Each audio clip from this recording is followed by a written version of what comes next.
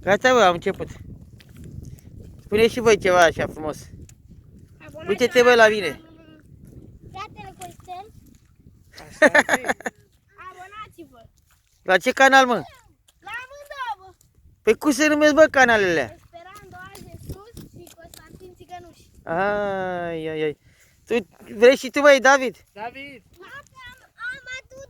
Hai să arunc! David, zici Ai tu adus ceva data? lui Nenea Costel. Iată ce am adus eu! Ce ai adus, mă? Data pământă! Nisip cu apă? Faci castel? Nu, că de unghi, David. Să nu-i dai în ochi, da? Ai grijă. Gata! Și tu ce zici, bă, să se aboneze oamenii sau să nu se aboneze la canalul meu? Abonați-vă, A venit și ruși! pentru că vin vremuri grele, să ascultați de cuvântul lui Dumnezeu și de mesajele spuse de către fratele Costel. Evenimente din ultimile zile! Pentru că trăim vremuri grele, trăim evenimentele finale, când fiecare dintre noi trebuie să ne întoarcem și să ne facem o purificare, fiecare în parte.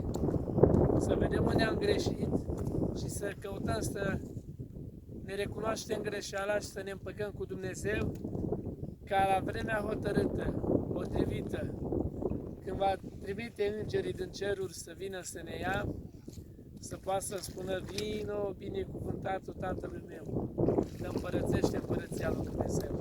Amin. Ca ziua aceasta să fie o zi blestemată pentru noi, să putem vedea pe Dumnezeu pe înaltul cerului și să putem să ne lăsăm ca porumbelul spre porumbar. Să n-aibă nici să nu găsească nicio greșeală în noi Dumnezeu. Să putem împărăți împărăția împreună cu El, că spune Domnul Iisus: în casa Tatălui meu sunt multe locașuri. Dacă n-ar fi fost așa, v-aș fi spus. Eu mă duc să vă pregătesc un loc acolo unde sunt eu, să fiți și voi. Cei care doriți să fiți în împărăția lui Dumnezeu, cei care vreți să vă lepădați de euul vostru, cei care doriți să vă salvați familia, părinții, frații, copiii, spuneți da lui Dumnezeu și primiți-l în inimile dumneavoastră ca Domn și Mântuitor pentru întreaga viață. Domnul să vă Amin. binecuvinteze. Amin.